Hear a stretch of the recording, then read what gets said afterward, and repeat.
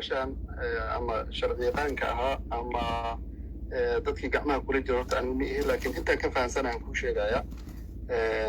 horta kiiskan haddii la xukumo waa final waxaa lagu xukumay xitaa rafaan lagama qaadan karo soomaaliyana waa ogtahay kenyana waa ogtahay bindnuuna ku noqonayaa maadaama labada dalba ay agaasimaha madaxtooyada soomaaliya oo si toosa ku socoga sime raalli haw barta facebookana waa laga daawanaya laga dhageysanaya marka raalli haw murashax maqaaxiya naga kala furtay marka labada dalba xukunka hadduu dhaco horta qasab ku noqonayaa inay u hoggaansamaan sababtoo ah signatories-aan ka nahay maxkamadda cadaaladda adduunka iyo United Nationska marka taas horta mid waaye tan labaad waxaad og tahay hadda shirkadaha meeshii ka shaqo ka wada sharci darro ah waxaa ogaataa shirkadahaas ganaaxa ku socdo maalin walba ganaaxa ku socdo haddii Soomaaliya loo xukumana shirkado badan hadda meeshuu ku jiro eenay ka mid tahay musallafi doona oo dhibaato ka soo gaari doonta shirkadahaas ku jira eenay ay ka mid tahayna dalal carbeed ah xitaa sheer ku leh oo shirkad kula ah shirkaddan oo shirkad Talyaani ah ما قرنا حتى توصل يعني يسوي حرينهين لكن شركة كلا أنا دارك لها جدته وأيضا أنا كبحري لكن مركز حير لا أنت أي وحصان صارتي مركز إلا دور شركة هذا كجرا مركز حاول قطع حكم كستور دعاء لبض طلبة بعندنا كيهين محكمة سقيب كيهين صارت الحكم كل لي سنة واحدة هاي عند مركز هرب وحوقها جيس يدعوت وحوقها ICJ ما قاضي كرتا ما قاضي كرتا كيان كحيل هاي كيس كان ما قاضي كرتو ICJ أنا نحن لين ود قاضي كرتا محكمة دو قاضي كرتا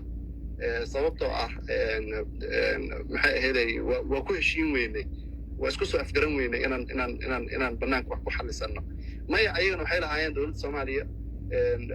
yani MOU aan dhaxmartay oo banaanka aan ku xalisan karnaaba stage-kaas waa la soo dhaafay stage-kii labaad haddana waxaa la xareeyay groundska loo cuskanayo Soomaaliya dacwadeeda waxay u qabtay ay waxay u qabaan ayadoo qoraal la gudbiyay qoraaladii waa laga soo jawaabay heerinkii oo tooska oralka ah hadda loo gudbay kadib waa go'aan qaadasho marka waxaan u maleynayaa xamdaan wuxuu ka wadaa haddii Kenya ay diido inay u hoggaansanto maxaa la sameynayaa kolley waxaa la sameyn doonaa kiisas noocaas adduunyada waa soo mareena wixii lagu xalin doonaa insha Allah laakiin sharciyan عندي ما شاء الله حكومة إسكالة عادي أتبع ما شفتها guys سؤال بنوين هذا guys نقشن نخل مخرج مجرى مقعاول على ذي حاجة شفتها عبدل ولا سؤالها هرتا وحاول وحي ما دابا المتقانا إن أرمى بدن الله عرف سرك ما دابا إنه وحريين madaxdana la joogtana ay xal dambe oo tahay waxaan tixgelinaynaa inta badan opinion wixii ah ee ku saabsan kiiskaas dacwadda spooka Kenya ku hayso badda Soomaaliya ma jirto sharci yaqaanadii arrimahaas ka shaqeyn lahaa iyo dadkii ay qusaysay exactly waxaana la jooga mas'uuliyiin ka tirsan madaxtooyada sida agaasimaha iyo agaasimaha warfaafinta iyo agaasimaha guud Cabdinuur iyo Cabdishir Xaashi iyo marti sharaf kale marka waxaan soo dhaweynaa inta opinion-ka ah waxaan ku soconaynaa dad badan baa aad gacanta u garaacayay waxaan siinayaa walaalkay Axmed Nuur soo dhawo Axmed Nuur intuu hadlin Khalid Maxamed ana la joogo asagana dhalinyaro Soomaali community militoo ka tirsan Khalid marba soo dhaweynaa asagana Khalid soo dhawow thank you saaxiibka soo كاري سدوا أوكي هذي أحمد بسعيا ولا كذا سوف كذا السلام عليكم ورحمة الله وبركاته أخياركم إيش كنتوا تودن والسلامي اسمع عبد النور يحكي كلا أخيارته كلي يعني واحد بدن فكرة يرقى ربنا وكبيرية horta kulli maxkamadda garsoorayaashu mar walba ayagu ma fiirin doonaan hadallo meelaha laga sheego laakiin evidence-sida iyo looyarada dowladda ay noo qabatay sida ay kiis strong ah meesha u geeyaan ku xirnaa doontaa loo dhigeysta dacwadda waxaanan aad ugu rajo weynahay inaan ku guuleysan doono insha Allah dadkeenu inay ku baraarugaan ayaa loo baahan yahay khaasatan dadka luqadaha ingilishka wax ku qoroo kale inay dagaal galaan oo ay qoraan oo soomaalidu inay midaysan tahay la tuso aysan jirin wax mucaarad iyo muxaafid la dhaho oo dadka soomaaliyeed ay midaysan yihiin in la tuso oo tusaalaan hadda kenya oo kale dadka wax qora ama wariyaasheeda oo kale meelaha waxay ku qorayeen xitaa in jubbaland ay ka mid ahaan jirtay berigii talyaanigu uu soomaaliya gumaysanayo oo kale oo dhiil looga baxay sababta ay waxaas dacaayadda u samaynayaan oo beentaana waxay tahay in ay ku xalaalaystaan oo ay kusii fogeystaan marka anigu talada aan soo jeedinaya waxay tahay qof walba wax qori kara inuu qoro oo dadka kenyaatiga ah la tuso in ay yihiin dad liito oo inagu aan aad isugu xirannahay waxyaabaha soomaalida dhexdooda oo yaryarka ah ee khilaafaadka iyo waxyaabaha siyaasiyiinta lagu taagtaageerayo kale hoos loo dhigo xilligan oo aad iyo aad kenyaatiga loo tuso in dhulkeennu uusan gorgortan gelin taago ka mid aan la qaadan karin arrintaas ayaan soo jeedinayaa waana mahadsantiinaa hadal badan kale uguma jiro aad iyo aad aa mahadsantaha walaalkay soo dhawo waxaan siinayaa duqbilow soo dhawo walaalkay السلام عليكم دمانت وين السلام تفضل يا مدح رفضت روها قبل فارح عبار بان سنه ما شاء الله سوى اكثر قرطه سعودة ارجو سؤال ما قبو لكن opinion بان يردي بنيا opinion ka u baahnahay socod marka fikradda aniga diibana waxa weey horta dalkan anaga iska leh oo Soomaaliya muwaadin walba Soomaaliyeed waajib ka saaran dhulkiisa iyo ciidiisa iyo calankiisa inuu ilaashado ma aha mid siyaasi loo nafsinayo ma aha mid magaraysa siyaasi lagu xumeenayo ama lagu durayo cabaar baa dhageysanaya odayaasha siyaasiyiinta madaxda meesha ku jirto sidoo agaasimaha sheegay Cabdinuur aad baa u salaamaya madax sare baynaanan arrinta badda aan la siyaasadeenin waa xaqiiq dhabe hadday mucaarad meeshan nugula jiraan iyo hadday muxaafad nugula jiraanba waa in looga dambeeyaa loo dhagulugnaadaa raggan hadda loo xirsaaray inay badda dacwadeeda ay doodeeda ka qayb galaan noona soo dhiciyaan badda looga dambeeyaan anigu aaminsanahay dhinaca opinionka anigaa dhiibanaya dhalinyarada wiilasha hooyooyinka inta dalka wanaagiisa jecel garanaysa fahansan wixii dalka laga qabtay in dhinacan social media ama Facebook ha noqdo ama Twitter ha noqdo inaan weynaysiino oo aad iyo aad loo weynaysiiyo oo magaraysa nin walba kaalinta uu dhinaciisa ka qaato wixii wanaag uu soo qori karo hadday yihiin dhismaha ciidamada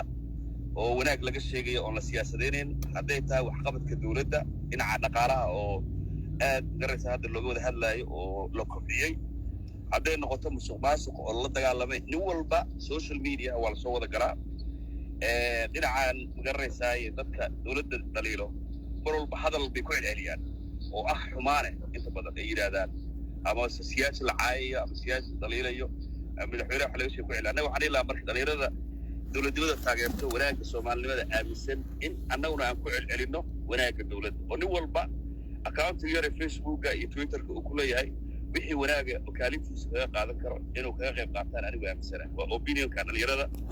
iyo hooyooyinka iyo cid walba social media isticmaasho aan u gudbinayn midda kale Kenya waa laga wada gabaraya xaqiiqda runtii la soo sheegay wanaagsan Soomaali intaan hadda aniga social media ku jiraan arkay waa la wada gabaraya nin walba wuxuu ku leeyahay kama hadli karo fikirkayga coddeer kuma soo gudbi karo soo joogo qurbaha ayaa soo joogo dalka waxaan ka ahayn dawladdanada oo caddaysatay inay dhulkan iyo baddan ay soo dhiciso sababaha ay dadkan ama dhalinyarada ama odayaasha ama siyaasiyiinta aqoon-yahanada qurbaha la joogay u leeyihiin waa nin walba intuu dalkanagii burbursanaa dhibaatada ka jirtay dagaalkiisa ay ku jirnay waa guriyal meesha laga wada dhistay waana run Kenya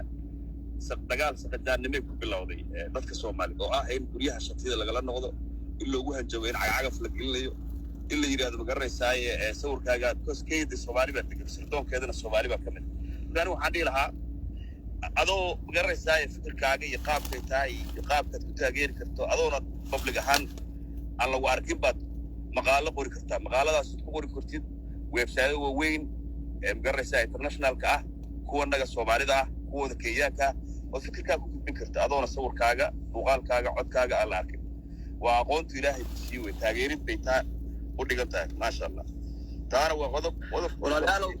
duqbilow waa xog war min saaxiib walaalo walaalo waxaan ka codsanayaa inaad gabdhahana siisaan maxamed faarax maanta ka baxay laakiin mudkan walaalkay iyo waayahay ku soco cabduqbilow ku soco walaalkay qof ordiyal maasha allah doodo uga salaam waxaan codsanaa dadka panelka anagoo habsimo socodka barnaamijka ilaalinayna panelka ladin keenay su-aalihiina ladin siinayaa waqti inaad dhiibtaan opinionkiina actually su-aala maahan marka qof kastoo panelka saaran wuxuu waajib ka saarayaa inuu muud galo si hadday jirto wax degdega ama su-aal uu qabo waa inuu calaamadda muudka 5 jeer taabtaa markaas ama aniga ama dadkii kale oo meesha ayaa arki doona marka walaalayaal saasaa isugu jiraan dadka ku socda ka dambaysa soo daraad baa maasantay markaan waa soo koobayaa dhegeysiga ku fiicanahay inaad dhegeysto wax xog badan aruursada maasha allah marka ugu dambeyn qodobkaa ku tagay waxaa weeye madaxan waa salaamayaa gabdhaha naga sharaftan waa salaamayaa odayaasha waa salaamayaa aqoon-yahanadana waa salaamayaa anigu waxaan leeyahay baddan iyo dhulkan iyo ciidan soomaaliyeed annagu waxaa weeye carruurtanada inaan dhaxal uga tagnaa loo baahanya inaan cid uga nafsino oo niraahno ma garanaysaa waan yara gabanaya nolol maalmeeda maanta haysto waxaan leeyahay inaan ka sarraysiino in carruurtanada ay dhaxal ay helaan waa taa waa midda ugu dambayso akhyaarta igu sharafta meeshana waan wada salaamaya dhammaantiin salaamu calaykum waraxmatullahi wabarakaatu aad iyo aad maasita bilow waxaana la jooga walaalkeen maxamed faarax oo ah mataqaanaa nin activist ah muddo badan buu nala joogay waxaan siinayaa isaga waana mahadsanta maxaa faarax soo dhow walaalkeen adeeda umahadsan tahay group dhammaantiis iyo hello soomay maqlaa kusa walaalkii haa sifiican baa lagu maqlaa kusa adeeda soo dhaweynaya dhammaan asxaabta meesha ku jirto dhammaanteed waxaa si gaara u salaamayaa mas-uuliyiinta meesha nala joogta cabdinuur iyo cabdirashiid iyo sidoo kale tiimka dadkii sameeyey groupkan waqtiga geliyey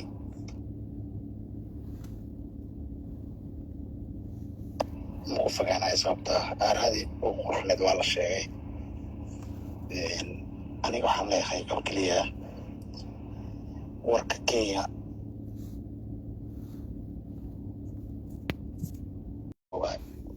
badan ay sii jirayso sidaasi lamid ah marka in waxyaabaha qaar oo mataqaanaa national levelka ah in hoos la geeyo oo shakhsiyaad baxaya ama imaanaya lagu level gareeyo ma ila wanaagsan aniga aad iyo aadaan umahadsantihiin groupkan waxaa ku dardaarmaya si cabdinuur sameeyey hadda ay ka hadlay suud iyo ninka la yidhaahdo samatar iyo inta kale too wado in groupka naftarkiisa laga bilaabo arrinta ah inaan la siyaasadeen dooda naftarkeeda oo dadka xaqooda la siiyo qofkii cabdinuur dhaliilo ama fikirka ada aaminsantahay kasoo horjeesto haka jaran qadka fursad si maxaan ku aaladda baa nagu cusub marka waxaas ma samaynayna cilmiga duugo aaladda baa nagu cusub marka we online marka taas waxaan kala jeedaa si ay u noqoto mataqaanaa meeshaan meel laisku shaqaaleyn karo oo aan qayb yar oo aad u ah maxaan ku idhaahdaa maxaafid ah aysan u xirnayn oo ay u noqoto meel dadka dhan u sameeya marka aad iyo aad aan umasantihiin samatar su-aal baan qabnaa caawa dhanna baalka waa garaacaynaa meesha cadaalad darra uga jeednaa meeshu waa banal ay soomaalida leed aad iyo aad aa umahadsantiin waxaan codsanaynaa dadka panelka hadda walaalkiin oo kale cadaalad darra tirsanaya haddaan soo qaaday haddaan meesha keenay waxaa jira dad saakay markay pm ilaa hadda meesha ku jira waxaa ka mida maxamed waxa weeyaan meesha waxaanu isu diyaarsanaynaa si volunteer ah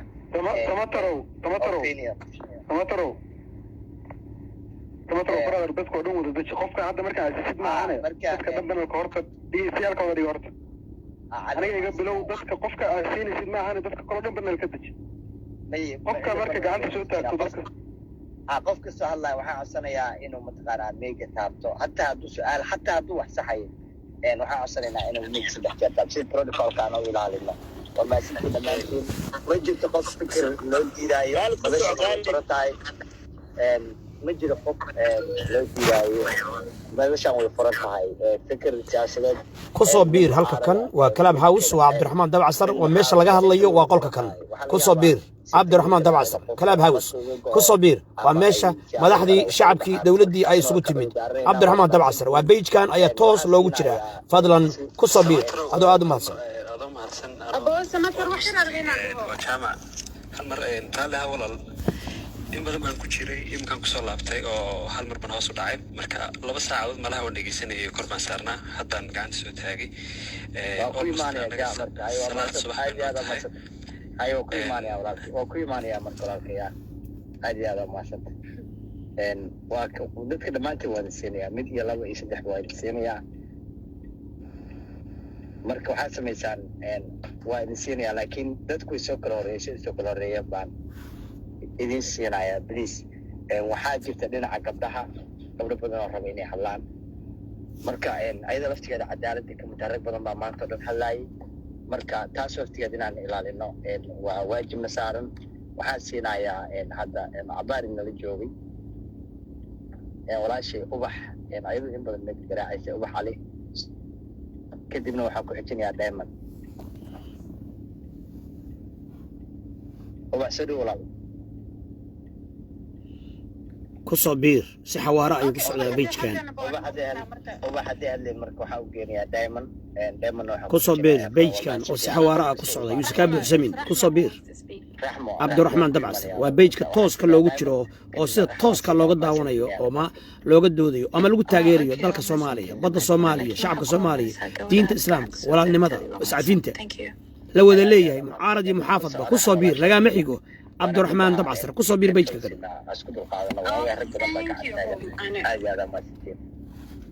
وما أنت أبو سامالي مش كنت تدعو السلام أنا سؤال مقبي but I just want to bring attention to everyone in the room. I just wanted to know حتى تذكر قانون like no I don't have any question about what's going on debate كسعودة like Kenya your Somali I just want to bring your attention to if you know anything about the Milky Sea. It's a glowing Milky Sea. If you can Google it, you can find out more. There's no research about it, but I just want to educate you guys or show you the beauty and the blessings that you guys have that Somalia. Like when if you guys can look at my display, you guys can see it says Milky Sea Night. وصور لقى قادواي أو satellite كا. And that's what it looks like. And I'm going to change my DP again to actual picture of the sea. And it looks like this. If you guys can see my picture of my DP, you guys can see it. And that's how it looks like. So it glows at night. Like the biyaha way nuran. Like qaar waxay dhahayaan waxa waaye it's a bio thing oo ku jiro qaar waxay dhahaan waa chemical lagu shubay oo like chemical kasaas ah but Allahu a'lam they don't have a lot of research. It could be something that's in it and I don't know like if that's the reason why Kenya wants your sea or not. But I think a lot of Somali people unfortunately does not know about this. Like a lot of Somali people don't know. But they don't have a lot of education about what's going on in their area and what belongs to them. And that's an unfortunate thing. So if you're Somali, just educate yourself about what belongs to you. And like at least like just educate yourself. Be more educated about what your blessings are. And be proud of it. And I think everyone Somali ama yaro ama weyno ama qurbo ku dhalo ama qurbo joog ama meel kasta joog everyone oo Somali should defend what belongs to them. And badinana ina ishege like that's something that the whole world is curious about. There's like a lot of scientists are curious about it. So badino like Kenya kaliya marabta adduunka dhan arabo. So marka ishege like if you guys can educate yourself, if you guys can find out more, like if you pay attention, dadkiina like I don't even know hatta haday yaqaanaan dadka dawladda ku jira hatta inay yihiin yaqaanaan ma garanay anigu laakiin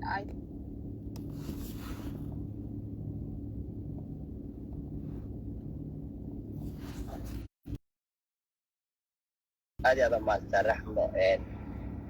waxaan nala joogo dad badan baa haddana soo gaaray sida walaalkeen digriyo cabdi soo dhawow aqoon-yahan cabdisaaq shaqaale soo dhawow dadka kale oo sharafka ayagu meeshiina soo dhawaadaan waxaad mar kalaan kusoo noqday saaxiibado isug baad igu tiri haddana hoos baa la i tuuray marka faa'iidaysta waqtigeena ku jiro intaan marka la tuurin waa ku imanaya walaalkay marka waxaan sameynayaa dooda iyo waxay toos uga socotaa bejka kan ku soo biir waa club house cabdiraxmaan dabcasar ku soo biir si xawaara ayuu ku socdaa waxay ka hadashay raxma waxaa la dhahaa milki way si meel ka mida anigu kaley ma arkin ma maqlin qayb ka mida badda soomaaliya meel ka ifayso in halkaas damac kaga jira kenya ay muujisay marka sud kusoo dhawow kadibna walaala waxaad geysaa jaamac dadka sidaysoo kala horeeyeen qofkii raba inuu hadlo walaalkeena xaq buu leeyahay waxaa laga yaabaa inaad meegi garaacin oo dadweyn sagan jirtay haddaadan kaa samaynin waxay u dhigantaa adiga oo mataqaana aan hadlaynin marka cabaarin waxaa la rabaa qofku inuu meega kaa taabto si loo arko inuu hadal rabo waa lagu keenaya waa ku mahadsantii suud kusoo colaalay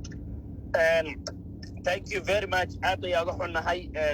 haddii lacalla qof uu isdhaho because me busy aan nahay howlaheennii haysana annaga hataa dad oo free oo maanta waxaan waqtigeenaan ka soo jaraynaa marka walaalayaal naga raalli ahaada haddii cillado farsamo ama qof uu dareemo in ma garanaysaa la gacan bidixeeyey waxaana ku dadaalaynaa forumka waxaa u sameynay waxay ahayd inaad ummaddeena iskugu keenno ma rabno inuu ma garanaysaa qof dareemo in ma garanaysaa la riixay marka asxaab badan anaga joogto cabdisaaq sheekh cali ku jiro uu ku jiro ma garanaysaa qaalib abwaan sidiiq laab saalax maxamed cumar dad culusaa nala joogaan marka haddaan kusoo dhaweeyo abwaan sidiiq laab saalax ama abshir qofkii microfonka haysto oo maqlaayo xaasuud waa ku maqlaa si fiican may maqashaa si fiican walaalkii si fiican suud aad iyo aad baa umahadsan tahay dhammaan waxaan salaamaya akhyaarta madasha ku jirta ay ugu horeeyaan labada agaasime iyo sheekh dabcasar runtii arrinta laga hadlaya badda waa arrin dhammaanteen haddayna ummadda soomaaliyeed aad inoo saameynaysa dooduna ma taagna ma garanaysaa ma mucaarad baa tahay mise maxaafid baa tahay dood waxay taagan tahay war dalkeenni iyo baa layna ku haystaa baddeenni iyo biyaheenni baa layna ku haystaa maanta oo kale uma baahan inaynu isu kala gurno laba guruub ama mucaarad iyo maxaafid farmaajo waa shaksi waa qof shacabo ina ka mid a innaga xilka shala u dhiibanay sidaas oo ay tahay mas-uuliyadda ugu sarey dalku inoo hayaa marka ama mucaarad ku ah oo maxaafid ku ah wax micnaa ma samaynaysa waxa micno samaynaya waxa weye inaan baddeenna difaacano inaan biyaheenna difaacano iyo inaan ummadeenna midayno waa inaan ummadeenna u sheegno in innaga layna kusoo duulay dharkeenni iyo hugeenni iyo haybadeenni iyo sharafteenni layna ku haysto taas baa micno samaynaysa taasaynu u baahannaha inaynu ka dagaalanno dhallinyarada soomaaliyeed inay u midoobaan sidii biyaheenna aynu u difaacan lahayn baddeenna u difaacan lahayn dhulkeenna u difaacan lahayn marka aniga taas baan ku boorinayaa dhallinyarada madashaan ku jirta inay wax kala faa'iidaystaan waxa ay ka hadlayaanna ay noqoto wax micno weyn oo midnimo ummadda soomaaliya usoo jiidaya ee aan farta laysku fiiqan adaa maxaafid iyo adaa mucaarad ah xataa raggaan madaxtooyada ka shaqeeya waa wiilal soomaaliya waa niman dhallinyaro ah waa niman ina ka mid ah marka hadday madaxtooyada ka shaqeeyaan micnaheeda ma ahan inay cadow u shaqeeyaan madaxdii bay u shaqeeyaan innaga inoo shaqeeyaan codkeenna waxaa la rabaa inay gudbiyaan oo miiska wax lagu kala goosanayo maadaama inagu aynaan miiska joogin iyaga inay fariintayna ka qaadaan hase dhalinyaro ahaan ay fariinteenna gudbiyaan oo madaxda u gudbiyaan marka inagu waa inaynu message gudbinaa micno samaynaya oo muujinaya inaynu dhalinyaro ahaan midaysannahay ummadeennana aynu diyaar u nahay inaynu ku midayno war dalkeenna iyo dalkeenna iyo baddeenna aynu difaacan waa mahadsantaha suuda waa mahadsan tahay walaalkay abwaan sidiiq laab saalax aad baa u mahadsan tahay haddana waxaan siinayaa maxamed cumar cabdirasaaq or abshir qofkii microfonka haysto السلام عليكم ورحمة الله وبركاته. إن جامع بان جامع سين هذا سودو جامع سودو ولا أنا كسوري محي جريس أنا خيافت. رالي ولا جامع بان لبيت شيء محمد مركوسع جامع وسق أبو محمد مركوسع ولا جامع بان شعلا إني جوهرية لبيت شيء جامع كوسع. I'm trying to be fair إن شاء الله ولا ليش شيء جامع كوسع. It's fine. It's fine brother. أنا إستسمعنا ولا ليال كوسع. جامع كوسع أبو سود أبد ما سنتها ولا هل أرينا عد سيرة ما دام تذكر إن بدنا يشوفين قليل إن بريكن كوقت في عم بدها يستان أنا أول مستي قليل سومالي يشوف سلاس صبح بينوتها مركا كل واحد حتى لو ساعة البنكر سعر والله جاري ولا جاري يقول جاري والله وكذا القسم دقي بكي برجع السوق هذه ودن كيغلا waxa uu sameeyay walaal guriga iska joogi kara meesha ka soo baxay walaalkii aad oo ma taqaan ana ka qabnaa maadaama gaar min aad waa ka bixi guriga imaad walaalkii guriga imaaday tankii saaxiib waa waajib qaran oo ku saaran oo kulligeena saaran aad baad u mahadsan tahay maadaama aanay garyaqaanadii iyo dadkii sharciyaqaanada ahaa wax la weydiin lahaa joogin agaasimaha iyo ragga kale jooga su'aalo oo imika la weydiiyaa ma taalo laakiin waa commenti uun ama faalla yar oo aan rabo inaan halkan ka sheego waxaan xasuusnahay dowladdii hore xasan sheekh maxamuud iyo waqtigii xasaasiga ahaa ee kaambeenka aad bay dowladdaasi u kaambeen garaysay arrinta badda waxaan dowladdan aad ugu bogaadinayaa inaanay cidna farmuuqin inaanay cidna farta ku taagin oo odhan hebel baa sidee reelay iyo hebel baa gatay iyo hebel baa wax saxeexay inay ilaa heer madaxweyne heer ra-iisul wasaare laga aamusay si oo aan loo yacni si kalsoonida ummadda iyo laysku ogoyo laysku duwo marka dowladdan horta halkaa arrinkaas aad bay bogaadin badan ku mudan tahay kaambeen kuma gelin slogan kama dhigan arrinta baddana way aad bay u ilaalisay iyadoo cadaadis badan saaray howliyo mucaaradka ragga ugu tunka waaweyn ay intay soo istaageen yidhaahdeen waxaanu shaki badan ka qabnaa kiiska badda iyo sida dowladdan u maamulayso waxaa si xasaasiya oo aad u xanaf badan bay uga hadleen mucaaradku madaxweynaha ay duleen xukuumadda ay duleen waxay garyaqaanadii iyo dadkii ku jiray dowladana aad bay arrintaa uga adkaysatay oo jawaab kamay bixin marka waa arrin mudan in lagu bogaadiyo waa arrin mudan in kor loo sheego marka faalladaas uma rab inaan kusii kordhiyo oo aan sheego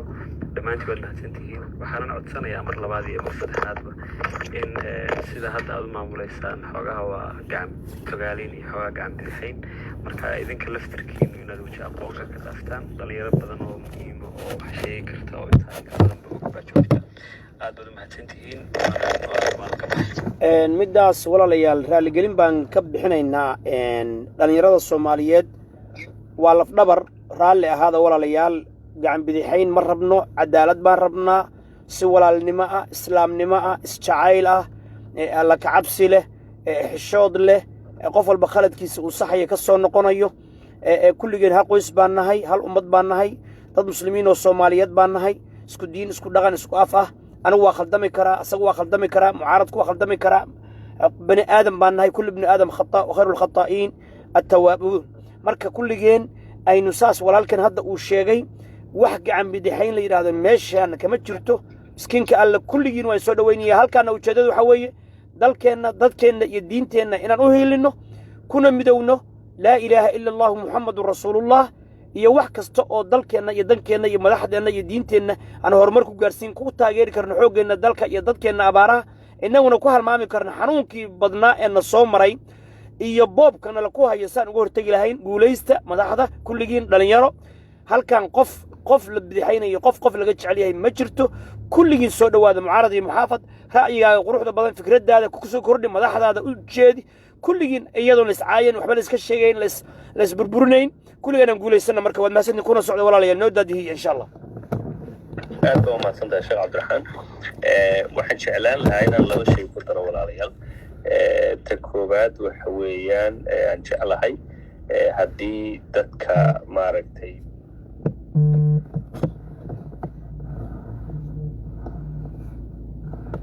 adeer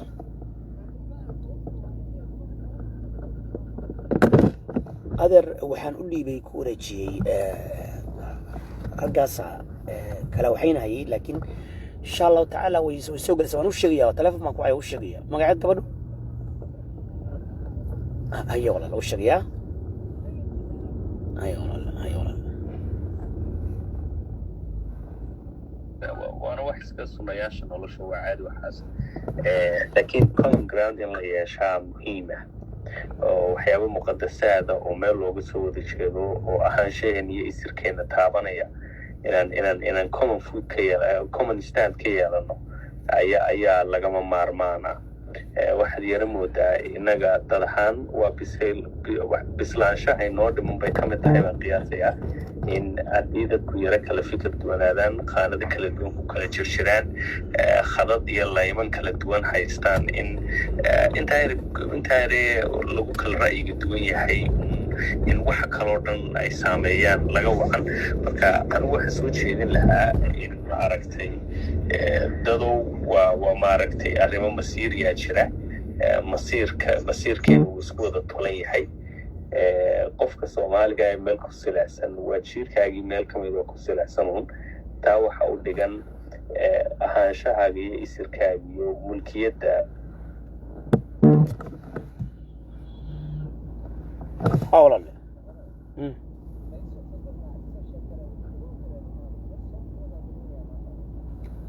hadda farmashigaas waana kulli maaha mise waxa okay global mall ma imaan karta global mall anna waa ka soo baxay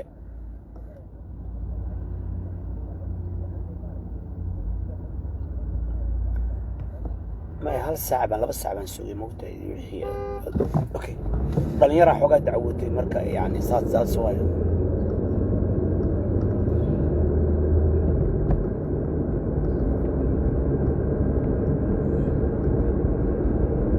ku dhaba imaw star kii maanta ama gas station kan hadda maraya waa soo dhaaf adiga bridge-ka ka soo baxdaa u malaynaya ya dib baan u soo noqonaya markaan waan dhaafo gadaal baaban aadi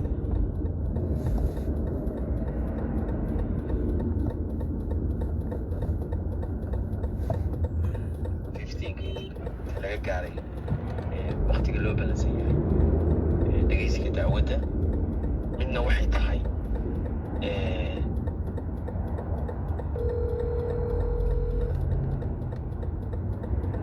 kaal starbuckski maanta imow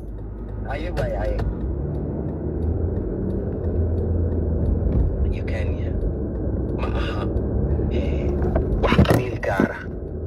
ama urur gaara ama siyaasad gaara ama dawladda ama mucaaradka dan u ah waxay dan u tahay every single Somali national qof kasta oo muwaadin Soomaaliya bay dan u tahay haddii Kenya ay badeena ku guulaysto oo ay u dhacdo gaabis xaggeena ka yimi waxay noqonaysaa dembi laga galay jiilasha soo socda marka waxaan rabaa in qof kasta ogaado it's not about opposition of the government it's a Somali waa issue Soomaalida dhan ka dhaxaysa taas markaan ka gudbo qodobka labaad aan wuxuu yahay clubhouse-ka waan ku wada jiraa Soomaalidu waa maasha Allah waa dad jecel inay inta badan wax ma qoraan wax ma akhriyaan wax dhigan yihiin wax jecel inay hadlaan ama wax dhegeystaaniin marka 15 bisha ka hor maxaa qofka Soomaaliga samayn karaa siiba dadka scholarska ah iyo dadka media ku jira waxay samayn karaan in la qoro article adduunku maanta waxa weeye waa search engine hadii maanta aad geliso case ICJ case between Somalia and Kenya waxa inta badan ku soo baxaya article ay qoreen dad Kenyan marka si search engine ka Soomaaliya u soo kormarto dadka media ka shaqeeya siiba af Ingiriiska ku hadla af Ingiriiska wax ku qori kara inay qoraanin article dan u ah